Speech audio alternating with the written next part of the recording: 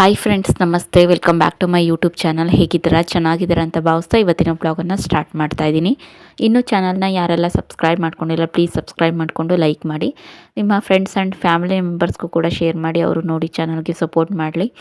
ಇವತ್ತಿನ ಬ್ಲಾಗಲ್ಲೂ ಕೂಡ ನಾನು ಶೇರ್ ಮಾಡ್ತಾ ಇರೋವಂತಹ ಒಂದು ಸಿಂಪಲ್ ರೆಸಿಪಿ ಅಂದರೆ ಅದು ಟೊಮೊಟೊ ಗೊಜ್ಜೇನೆ. ನಾನು ನಿಮಗೆ ಶೇರ್ ಮಾಡಬೇಕು ಅಂತ ಮಾಡ್ತಾಯಿಲ್ಲ ಫ್ರೆಂಡ್ಸ್. ಹೇಳಿದ್ನಲ್ಲ ನಾನು ನಿಮಗೆ, ಏನೂ ಇಲ್ದಲೇ ಇದ್ದಾಗ ನನಗೆ ಟೊಮೊಟೊ ಗೊಜ್ಜೇ ಆಸರೆ ನನಗೆ. ನೆಕ್ಸ್ಟ್ ನನಗೆ ಪೆಟ್ ನೇಮ್ ಇಟ್ಟರೆ ಟೊಮೊಟೊ ಗೊಜ್ಜು ಅಂತಲೇ ಇಡ್ಬೋದು ನೀವು. ನನಗೆ ನಾನೇ ಹೇಳ್ಕೊತಾ ಇದ್ದೀನಿ.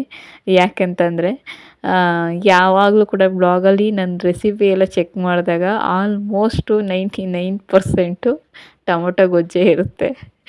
ನನಗಿನ್ಯಾವುದೂ ನನಗೆ ಪಟ್ಟಂತ ಬರೋಲ್ಲ. ಅರ್ಜೆಂಟಿಗೆ ಆಗೋದು ಅದೇ. ತುಂಬ ಕಮ್ಮಿ ಕ್ವಾಂಟಿಟಿಯಲ್ಲಿ ಮಾಡ್ಬೋದು, ಜಾಸ್ತಿ ಕ್ವಾಂಟಿಟಿಯಲ್ಲೂ ಮಾಡ್ಬೋದು. ತುಂಬಾ ಎಲ್ಲರಿಗೂ ಇಷ್ಟ ಆಗುತ್ತೆ ಅದು. ಸರಿ, ಆ ಥರ ಓಕೆನಾ. ತುಂಬ ಅಂದರೆ ತುಂಬಾ ಇಷ್ಟಪಟ್ಟು ತಿನ್ಬೋದು. ನನಗಂತೂ ತುಂಬ ಅಂದರೆ ತುಂಬಾ ಇಷ್ಟ ಟೊಮೊಟೊ ಗೊಜ್ಜು. ನನ್ನ ಮಕ್ಳಿಗೂ ಕೂಡ ಇಷ್ಟ. ಹಾಯ್ ಫ್ರೆಂಡ್ಸ್, ನಮಸ್ತೆ. Welcome back to my YouTube channel. Friends, ಯಾರೆಲ್ಲ ಸಬ್ಸ್ಕ್ರೈಬ್ ಮಾಡ್ಕೊಂಡಿಲ್ಲ ಪ್ಲೀಸ್ ಸಬ್ಸ್ಕ್ರೈಬ್ ಮಾಡಿಕೊಂಡು ಲೈಕ್ ಮಾಡಿ. ಫ್ರೆಂಡ್ಸ್ ಆ್ಯಂಡ್ ಫ್ಯಾಮಿಲಿ ಮೆಂಬರ್ಸ್ಗೂ ಕೂಡ ಶೇರ್ ಮಾಡಿ, ಅವರು ನೋಡಿ ಚಾನಲ್ಗೆ ಸಪೋರ್ಟ್ ಮಾಡಲಿ. ಇನ್ನು ಈಗ ಬ್ಲಾಗನ್ನು ಸ್ಟಾರ್ಟ್ ಮಾಡಿದ್ದೀನಿ. ಬೆಳಗ್ಗೆ ಎದ್ದು ಹುಡುಗ್ರಿಗೆ ಸ್ವಲ್ಪ ಹಾಲೆಲ್ಲ ಕಾಯಿಸ್ಕೊಟ್ಟು ಹಾಸಿಗೆ ಎಲ್ಲ ಮಡಚಿಟ್ಟು ಕಸ ಹೊಡೆದು ಒಂದು ಕಡೆಯಿಂದ ಪಾತ್ರೆ ಎಲ್ಲ ತಗೊಂಡು ತೊಳಿಬೇಕಾಗಿರೋವು ತೊಳೆದಿಲ್ದಲೇ ಇರೋವು ಎಲ್ಲ ಸಪ್ರೇಟ್ ಮಾಡಿ ಪಾತ್ರೆ ಎಲ್ಲ ಬೆಳಗ್ಗೆ ತೊಗೊಂಡು ಬಂದಿದ್ದೀನಿ. ಇದ್ರ ಜೊತೆಗೆ ಇವಾಗ ಟೊಮೊಟೊ ಗೊಜ್ಜು ಮಾಡಿದ್ದೀನಿ. ದೋಸೆಗೆ ಹಂಚು ತೊಳ್ಕೊಂಬಂದು ಇಟ್ಟಿದ್ದೀನಿ. ಇವಾಗ ದೋಸೆ ಮಾಡೋಣ ಅಂತ ಅಂದ್ಬಿಟ್ಟು ಇವಾಗ ಸ್ವಲ್ಪ ಮಾತುಕತೆ ಮಾಡೋಣ ಅಂತ ಅಂದ್ಬಿಟ್ಟು ಬಂದಿದ್ದೀನಿ. ಏನಿಲ್ಲ ಮಾತುಕತೆ ಅಂದರೆ, ಈಗ ನನಗೆ ಎಷ್ಟು ವ್ಯೂಸ್ ಕೊಡ್ತಾ ಇದ್ದೀರಾ ಅಂದರೆ, ನಾನು ಯಾವುದೇ ಒಂದು ವಿಡಿಯೋ ಹಾಕಿದ್ರೂ ತುಂಬ ಇಷ್ಟಪಟ್ಟು ನೋಡ್ತೀರಾ. ಕೆಲವೊಂದಷ್ಟು ಜನ ನೋಡಲ್ಲ. ಬರೀ ನಿನ್ನ ಕತೆನೇ ಹೇಳ್ಕೊತೀಯಾ ಏನು, ಅದರಲ್ಲಿ ಬ್ಲಾಗಲ್ಲಿರೋದು ಹೇಳಲ್ಲ, ಮತ್ತು ಬೇರೆ ಥರ ನೋಡೋದಕ್ಕೆ ಬೋರ್ ಆಗುತ್ತೆ, ಈ ಥರ ಎಲ್ಲ ಕೆಲವೊಂದು ಕಮೆಂಟ್ಸ್ಗಳು ಬರುತ್ತೆ. ಜಾಸ್ತಿ ಅಲ್ಲ, ಕೆಲವರು ಅದಕ್ಕೆ ಕಮೆಂಟ್ಸ್ ಮಾಡಿದ್ರಿ. ಅದೇನು ಕಮೆಂಟ್ಸ್ಗಳು ಅಂತ ಅಂದರೆ, ಸ್ಕ್ರೀನ್ಶಾಟ್ ಕಳಿಸಿರ್ತೀನಿ. ಸ್ಕ್ರೀನ್ಶಾಟ್ ಹೊಡೆದು ಅಲ್ಲಿ ಸ್ಕ್ರೀನ್ ಮೇಲೆ ಹಾಕಿರ್ತೀನಿ ನೋಡಿ. ಈ ಥರ ಎಲ್ಲ ನನಗೆ ಇಷ್ಟೊಂದು ಜನ ಸಪೋರ್ಟ್ ಮಾಡ್ತಾರೆ. ಅವ್ರು ಹೇಳಿರೋ ತಕ್ಕಾಗಿ ಅಪೋಸಿಟಾಗಿ ಕಮೆಂಟ್ಸನ್ನು ಹಾಕ್ತಾರೆ. ಅಂದರೆ ನಿಮಗೆ ನೋಡ್ದಲೇ ಹೋದರೆ ಬಿಡಿ, ಸ್ಕಿಪ್ ಮಾಡಿ. ಅವರಲ್ಲಿರೋ ಅಂಥ ಮನಸ್ಸಲ್ಲಿರುವಂಥ ನೋವುಗಳನ್ನು ಬೇರೆಯವ್ರ ಹತ್ರ ಹೇಳೋಕ್ಕಾಗ್ದಲೇ ನಾವು ಅಕ್ಕನೋ ತಂಗಿನೋ ಫ್ಯಾಮಿಲಿ ಅಂದ್ಕೊಂಡು ನಮ್ಮ ಹತ್ರ ಹೇಳ್ಕೊಳ್ತಾ ಇದ್ದಾರೆ. ಅದರಲ್ಲಿ ಏನು ತಪ್ಪಿದೆ ಅಂತ ಅಂದ್ಬಿಟ್ಟೆಲ್ಲ ಕಮೆಂಟ್ ಮಾಡಿದ್ದೀರಾ. ಹೇಳ್ಕೊಳ್ಳಿ ಬಿಡಿ, ಅದಕ್ಕೆ ಯಾಕೆ ಬ್ಯಾಡ್ ಕಮೆಂಟ್ಸ್ ಹಾಕ್ತೀರಾ ಅಂತ. ನಿಜವಾಗ್ಲೂ ಆ ಥರ ಕಮೆಂಟ್ಸ್ ಎಲ್ಲ ನೋಡಿ ತುಂಬಾ ಇಷ್ಟ ಆಯಿತು, ಇನ್ಸ್ಪೈರ್ ಆಯಿತು. ನಾನು ಅದಕ್ಕೆ ಯಾಕೆ ಹೇಳಿ ನಾನು ಜಾಸ್ತಿ ಕಮೆಂಟ್ಸ್ ಮಾಡಿ ಅಂತ ಹೇಳೋದು. ಇದಕ್ಕೋಸ್ಕರ ನಿಮ್ಮಂಥ ಒಳ್ಳೆ ವ್ಯೂವರ್ಸು ಸಿಕ್ಕಿರೋದು ನನ್ನ ಪುಣ್ಯ, ಸಬ್ಸ್ಕ್ರೈಬರ್ ಸಿಕ್ಕಿರೋದು ನನ್ನ ಪುಣ್ಯ. ಎಷ್ಟೋ ಜನ ತುಂಬ ಕಷ್ಟಪಟ್ಟು ಶ್ರಮಪಟ್ಟು ವೀಡಿಯೋಸ್ ಮಾಡ್ತಾ ಇರ್ತಾರೆ. ಈಗಿನ ಏನು ಜನ್ರೇಷನಲ್ಲಿ ಹಿಂದೆ 5 ವರ್ಷದ ಹಿಂದೆ ಮಾಡಿರೋ ಅಂತಹ ಯೂಟ್ಯೂಬ್ ಚಾನಲ್ಗಳಿಗೆ ತುಂಬಾ ವ್ಯೂಸ್ ಇತ್ತು, ತುಂಬಾ ಸಬ್ಸ್ಕ್ರೈಬರ್ಸ್ ಇತ್ತು. ಏನೇ ಒಂದು ವಿಡಿಯೋ ಹಾಕಿದ್ರೂ ಕುಕ್ಕಿಂಗು ಆಗಲಿ, ಕ್ಲೀನಿಂಗ್ ಆಗಲಿ, ಡೈಲಿ ರೋಟೀನ್ ಆಗಲಿ ತುಂಬಾ ವ್ಯೂಸ್ ಬರ್ತಾಯಿತ್ತು. ಆವಾಗ ಯೂಟ್ಯೂಬ್ ಬಗ್ಗೆ ಏನು ಎತ್ತ ಅನ್ನೋದು ಗೊತ್ತಿರಲಿಲ್ಲ ಕೆಲವೊಂದಷ್ಟು ಜನಕ್ಕೆ. ಆದಷ್ಟು ಜನಕ್ಕೂ ಗೊತ್ತಿರಲಿಲ್ಲ ಏನು ಎತ್ತ ಅಂತ. ಕೆಲವರು ಯೂಟ್ಯೂಬ್ ಚಾನಲ್ ಮಾಡಿದರು. ಅಂಥವ್ರಿಗೆಲ್ಲ ತುಂಬ ಚೆನ್ನಾಗಿ ವ್ಯೂಸ್ ಓಡ್ತಾ ಇದೆ, ಸಬ್ಸ್ಕ್ರೈಬರ್ಸ್ ಕೂಡ ಆಗಿದ್ದಾರೆ, ಅರ್ನಿಂಗ್ಸ್ ಕೂಡ ಮಾಡ್ತಾ ಇದ್ದಾರೆ. ಇತ್ತೀಚಿನ ದಿನಗಳಲ್ಲಿ ಮನೆಗೆ ಒಬ್ಬೊಬ್ಬರು ಯೂಟ್ಯೂಬರ್ಸ್ ಇರ್ತಾರೆ. ಅವ್ರಿಗೆ ಪಾಪ ಎಷ್ಟು ಶ್ರಮಪಟ್ಟು ಮಾಡ್ತಾ ಇದ್ದಾರೆ ಅಂದರೆ, ಅವ್ರದ್ದೆಲ್ಲನೂ ಕೂಡ ಒಬ್ಬೊಬ್ರು ನೋಡ್ತಾ ಹೋದಷ್ಟು ಅವ್ರಿಗೂ ಕೂಡ ವ್ಯೂಸ್ಗಳು ಜಾಸ್ತಿ ಆಗುತ್ತೆ. ಜೊತೆಗೆ ಅವರಿಂದ ಕಲಿಯುವಂತಹ ಕೆಲವೊಂದಷ್ಟು ಮಾಹಿತಿಗಳು ನಮಗೆ ತಿಳ್ಕೊಳ್ತೀವಿ. ಅಂದರೆ ಒಬ್ಬೊಬ್ಬರು ಡೈಲಿ ರೂಟೀನ್ ಒಂದೊಂದು ಥರ ಇರುತ್ತೆ, ಒಬ್ಬೊಬ್ಬರು ಜೀವನ ಒಂದೊಂದು ಥರ ಇರುತ್ತೆ. ಇಂಥ ಟೈಮಲ್ಲಿ ಏನಾಗುತ್ತೆ, ಅವ್ರವ್ರ ಜೀವನ ಕಷ್ಟ ಸುಖ ಯಾವ ರೀತಿ ಎಲ್ಲ ನಿಭಾಯಿಸಿ ಎಲ್ಲ ಜೀವನ ಮಾಡ್ತಾ ಇದ್ದಾರೆ, ಅದನ್ನು ನಾವು ಕೂಡ ಒಂದು ಮೋಟಿವೇಟ್ ಆಗಿ ತಗೋಬೋದು. ಜೀವನದಲ್ಲಿ ನಾವು ಇದಿಲ್ಲ ಅದಿಲ್ಲ ಅಂತ ಹೇಳ್ತಾ ಇರ್ತೀವಲ್ವ, ಬೇರೆಯವ್ರನ್ನ ನೋಡಿದಾಗ ನಮಗಿಂತನೂ ಕೂಡ ಅನುಕೂಲಸ್ಥರು ಇಲ್ದಲೇ ಇರೋ ಥರನೂ ಕೂಡ ಇದ್ದಾರೆ. ಅಂದರೆ ಒಂದು ಗುಡಿಸ್ಲಲ್ಲೂ ಕೂಡ ಜೀವನ ಮಾಡಿ ಅದನ್ನು ಯೂಟ್ಯೂಬ್ಗೆ ಅಪ್ಲೋಡ್ ಮಾಡಿ ನನ್ನ ಜೀವನ ಈ ಥರ ಇದೆ, ನನ್ನ ಲೈಫ್ ಈ ಥರ ಇದೆ, ನನಗೆ ಸಪೋರ್ಟ್ ಮಾಡಿ, ನಾನು ಬದುಕಬೇಕು ಅನ್ನೋ ಛಲ ಇದೆ, ನಿಮ್ಮಿಂದ ನನಗೆ ಸಪೋರ್ಟ್ ಬೇಕು ಅಂತ ಅಂದ್ಬಿಟ್ಟೆಲ್ಲ ಇರ್ತಾರೆ ಅಲ್ವಾ. ಅವ್ರನ್ನ ನೋಡಿದಾಗ ನೋಡಿ ನಮಗೆ ಅದು ಬೇಕು ಇದು ಬೇಕು ನಮ್ಗೆ ಈ ಥರ ಬೇಕು ಅಂತ ನಾವು ಅಂದ್ಕೊತೀವಿ. ಅವ್ರು ಇರೋದ್ರಲ್ಲೇ ಜೀವನನ ಸಾಗಿಸ್ಕೊಂಡು ಹೋಗ್ತಾಯಿದ್ದಾರೆ. ಅವ್ರನ್ನ ಹೋಲಿಸ್ಕೊಂಡ್ರೆ ನಮ್ಮ ಲೈಫ್ ಬೆಟರಪ್ಪ ಅಂತ ನಾವು ಸಮಾಧಾನ ಪಡ್ಕೋಬೋದು ಅಲ್ವಾ. ಈ ರೀತಿ ಅದಕ್ಕೆ ಹೇಳೋದು, ಎಲ್ಲ ಕನ್ನಡ ಯೂಟ್ಯೂಬರ್ಸ್ನ ಬೆಳೆಸಿ, ಎಲ್ಲ ಯೂಟ್ಯೂಬ್ ಚಾನಲ್ನ ನೋಡಿ. ನೀವು ನೋಡ್ತೀರಾ ಅಂತ ಅಂದ್ಬಿಟ್ಟು ಒಬ್ಬರು ಕಮೆಂಟ್ ಮಾಡಿದರು ಈಗೊಂದು 4-5 ದಿನದ ಹಿಂದೆ. ಆಮೇಲೆ ಇನ್ನೊಂದು ಬೇರೆ ಥರ ಕೆಟ್ಟದಾಗ ಕಮೆಂಟ್ ಹಾಕಿದ್ರು, ಅದನ್ನು ನಾನು ರಿಮೂವ್ ಮಾಡಿದೆ. ನಾನು ಇಟ್ಕೋಬೇಕಾಗಿತ್ತು, ಇವಾಗ ಅನ್ನಿಸ್ತೈತೆ.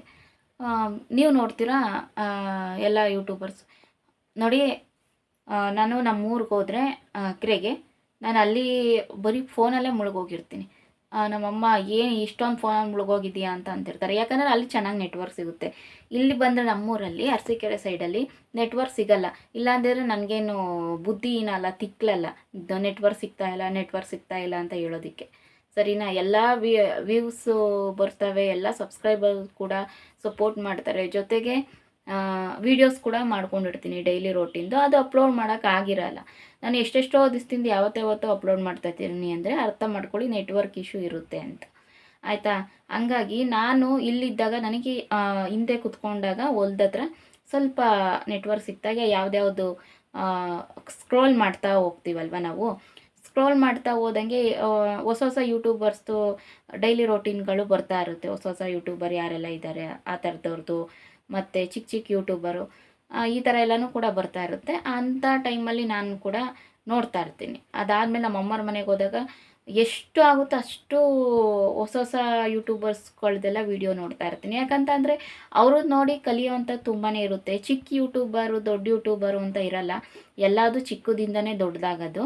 ಈ ಥರ ಒಂದು ಮೈಂಡಿಗೆ ಬರಬೇಕು. ಈಗ ಯೂಟ್ಯೂಬಲ್ಲಿ ಕೆಲವೊಂದಷ್ಟು ಏನದು ಗಾಸಿಪ್ಗಳೆಲ್ಲ ತಿರುಗಾಡ್ತಾ ಇದೆ. ಅದು ಸತ್ಯನ ಸುಳ್ಳೋ ವ್ಯೂವರ್ಸಿಗೆ ಗೊತ್ತು, ಸಬ್ಸ್ಕ್ರೈಬರ್ಸಿಗೆ ಗೊತ್ತು. ಸ್ಯಾರಿ ಬಿಸ್ನೆಸ್ದು ಅದು ಇದು ಅಂತ ಅಂದ್ಬಿಟ್ಟು ನನಗೂ ಕೂಡ ಕಮೆಂಟ್ಸ್ ಬಂದಿತ್ತು ಇನ್ಸ್ಟಾಗ್ರಾಮಲ್ಲಿ. ನೋಡಿ ಸಿಸ್ಟರ್, ಈ ಥರ ಎಲ್ಲ ಆಗ್ತಾಯಿದೆ, ನೀವು ನೋಡಿ ಮಾಡಿ ಚೆನ್ನಾಗಿರುವಂತಹ ಕ್ವಾಲಿಟಿನ ತರಿಸ್ಕೊಳ್ಳಿ ನೀವು, ಆಮೇಲೆ ನೀವು ಸೇಲ್ ಮಾಡಿ ಅಂತ. ಹೌದು, ಖಂಡಿತವಾಗ್ಲೂ ಚೆನ್ನಾಗಿರೋದನ್ನೇ ತರಿಸ್ಕೊಳ್ತೀನಿ. ಅದಾದಮೇಲೆ ಕ್ವಾಲಿಟಿ ವೈಸು ಕೂಡ ಚೆನ್ನಾಗಿರಬೇಕು, ಬಜೆಟ್ ಫ್ರೆಂಡ್ಲಿ ಆಗಿರಬೇಕು. ನಮಗೂ ಕೂಡ ಒಂದು ತೊಗೊಂಡಿರೋ ತಕ್ಕನಾಗಿ ಅಟ್ಲೀಸ್ಟು ಲಾಭ ಇರೋ ಥರನಾದರೂ ನಾವು ಇಟ್ಕೋಬೇಕು. ಇಲ್ಲ ಅಂತಂದರೆ ವೇಸ್ಟ್ ಆಗುತ್ತೆ ಮಾಡಿರೋದಕ್ಕೂ, ಸರಿನಾ.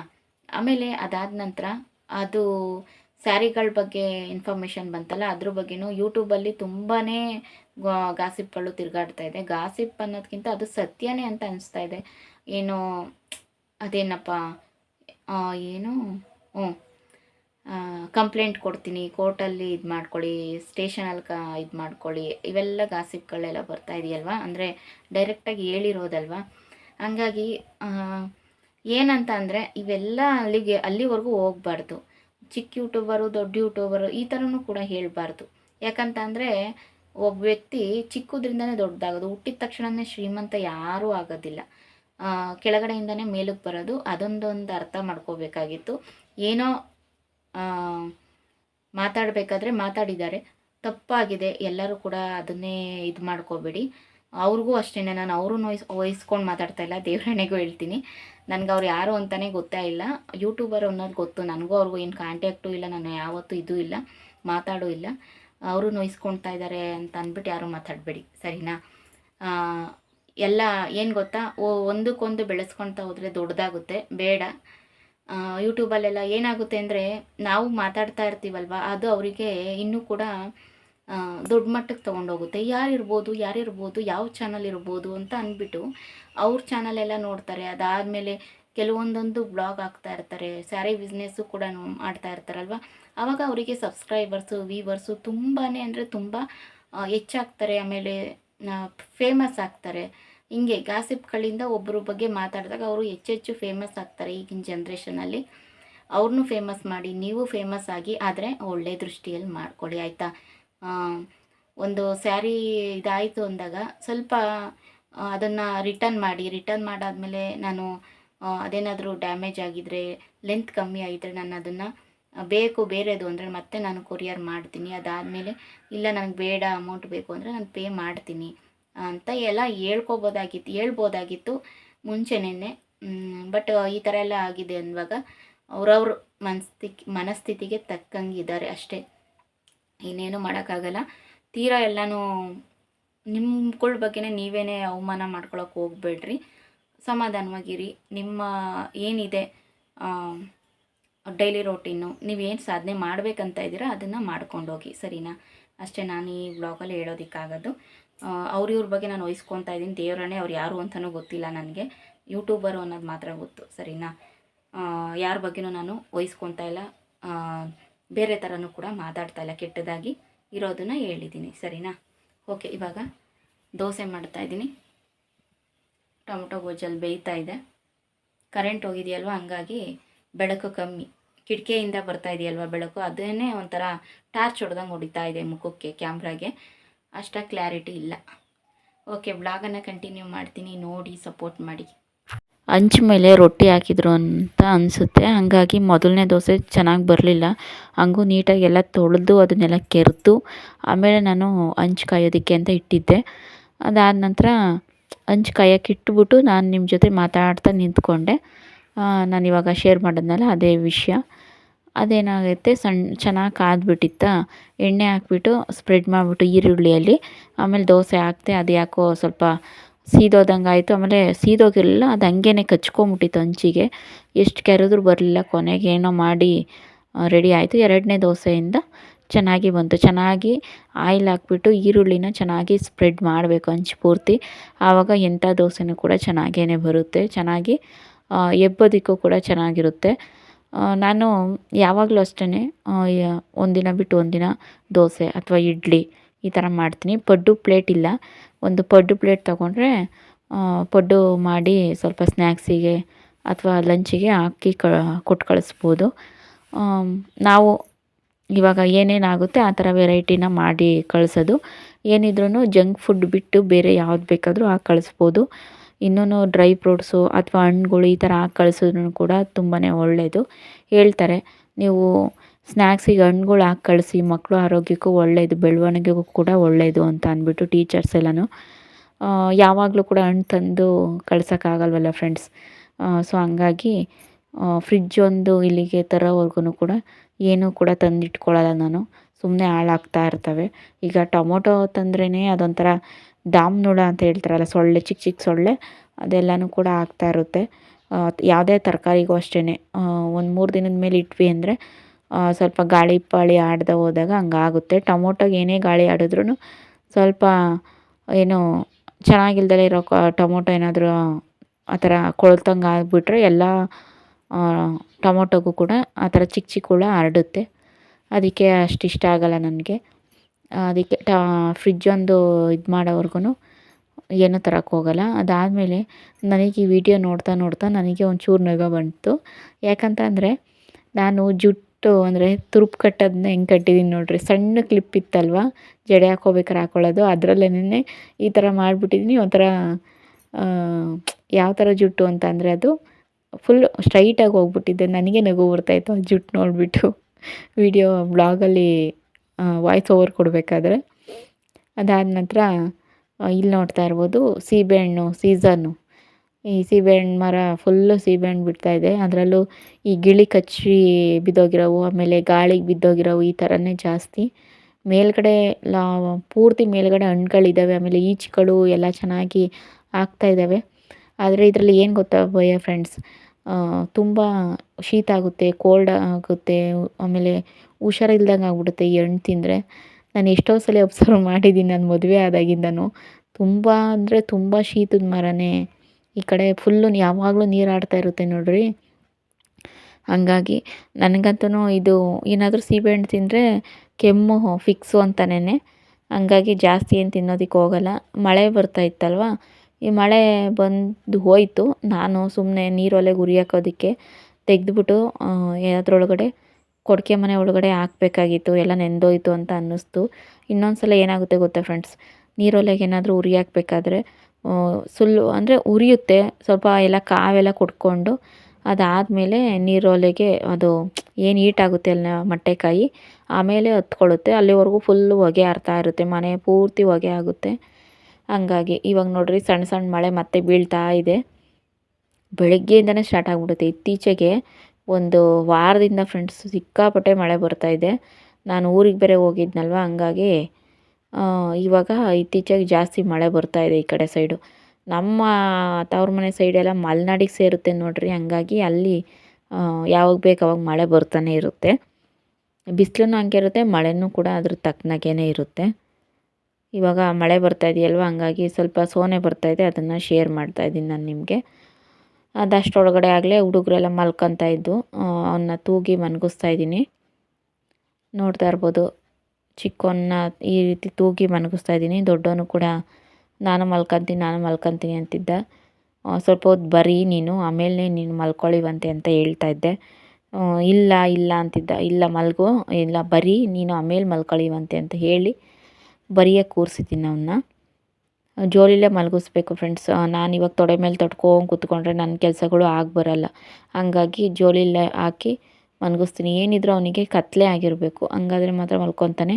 ಅದಾದಮೇಲೆ ಇನ್ನೊಂದೇನು ಅಂತಂದರೆ ಫ್ಯಾನ್ ಇರಬೇಕು. ಈಗ ಫ್ಯಾನ್ ಎಲ್ಲ ಮುರಿದೋಗ್ಬಿಟ್ಟಿತ್ತಲ್ಲ, ಅಲ್ಲಿಂದ ತರೋವರೆಗೂ ಕೂಡ ಸ್ವಲ್ಪ ಹಿಂಗೆ ಮೇಂಟೈನ್ ಮಾಡಬೇಕು.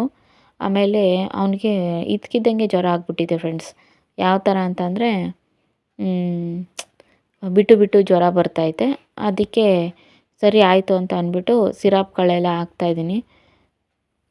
ಶೀತದ್ದು ಕೆಮ್ಮಂದು ಒಂದು ಸಿರಪ್ ಇದು, ಮತ್ತು ಪ್ಯಾರಾಸಿಟಮಲ್ಲು ಜ್ವರದ್ದು. ಹಂಗಾಗಿ ಬೇರೆ ಸಿರಪ್ ಕೊಡ್ತೀನಿ ಅಂತ ಹೇಳಿದ್ದಾರೆ. ಇದನ್ನು ಹಾಕಿ ಆಮೇಲೆ ಬೇರೆ ಸಿರಪ್ ಕೊಡ್ತೀನಿ ಅಂತ ಹೇಳಿದರು. ಇದನ್ನು ಹಾಕ್ಬಿಟ್ಟು ನೋಡೋಣ ಅಂತ ತಂದಿದ್ದೀನಿ. ಹಾಗೆಯೇ ಇವನಿಗೆ ಹೋಮ್ವರ್ಕ್ ಬರೆಯೋಕ್ಕೆ ಹೇಳಿದ್ನಲ್ಲ, ಅಂದರೆ ರಫ್ ಬುಕ್ಕಲ್ಲಿ ಪ್ರಾಕ್ಟೀಸ್ ಮಾಡಿಸ್ತಾ ಇದ್ನಲ್ವ, ನೋಡಿ ಈ ಥರ ಬರೆದಿದ್ದಾನೆ. 1 2 3 ಅಂದರೆ ಒಂದೊಂದೇ ಏನು ಲೆಟರ್ಸ್ನ, ನಂಬರ್ಸ್ನ ನಾನು ಒಂದೊಂದು ದಿನ ಪ್ರಾಕ್ಟೀಸ್ ಮಾಡಿಸ್ತೀನಿ. ಎಲ್ಲ ಒಂದೇ ಸಲ ಪ್ರಾಕ್ಟೀಸ್ ಮಾಡ್ಸೋಕ್ಕೆ ಹೋದರೆ ಅವಕ್ಕೂ ಮೊಸರನ್ನ ಆಗುತ್ತೆ ಮೈಂಡು. ಬೇಡ ಅಂತ ಅಂದ್ಬಿಟ್ಟು ಒಂದೊಂದು ದಿನಕ್ಕೆ ಒಂದೊಂದು ನಂಬರ್ನ ಪ್ರಾಕ್ಟೀಸ್ ಮಾಡಿಸ್ತಾ ಇದ್ದೀನಿ. ಚೆನ್ನಾಗಿ ಓದ್ತಾನೆ ಫ್ರೆಂಡ್ಸ್. ಅದ್ರ ತಕ್ಕನಾಗಿ ನಾವು ಒಂಥರ ನೆಗ್ಲೆಕ್ಟ್ ಮಾಡ್ತಾಯಿದ್ದೀವಿ. ಊರಿಗೆಲ್ಲರೂ ಹೋಗ್ಬೇಕಾದ್ರೆ ಮಕ್ಕಳನ್ನ ಬಿಟ್ಟು ಹೋಗ್ಬೇಕಲ್ಲ ಅಂತ ಮಕ್ಕಳನ್ನು ಕರ್ಕೊಂಡು ಹೋಗೋದು. ಅವಕ್ಕೆ ರಜೆ ಹಾಕ್ದಂಗೆ ಆಗುತ್ತೆ ಅಲ್ವ. ಆವಾಗ ಯಾವತ್ತೂ ನಾನು ಹೋಗಲ್ಲ ಸ್ಕೂಲ್ಗೆ ಅಂತ ಯಾವತ್ತೂ ಹೇಳಿಲ್ಲ ಫ್ರೆಂಡ್ಸ್ ಇವನು. ಬಟ್ ನಾವೇ ಕರ್ಕೊಂಡು ಹೋಗ್ಬೇಕು, ಬಿಟ್ಟು ಹೋಗ್ಬೇಕಲ್ಲ, ಇನ್ನು ಯಾರು ರೆಡಿ ಮಾಡಿ ಕಳಿಸ್ತಾರೆ ಅವನ್ನ ಸ್ಕೂಲ್ಗೆ ಅಂತ ಅಂದ್ಬಿಟ್ಟು ನಾನೇ ಕರ್ಕೊಂಡು ಹೋಗ್ತೀನಿ.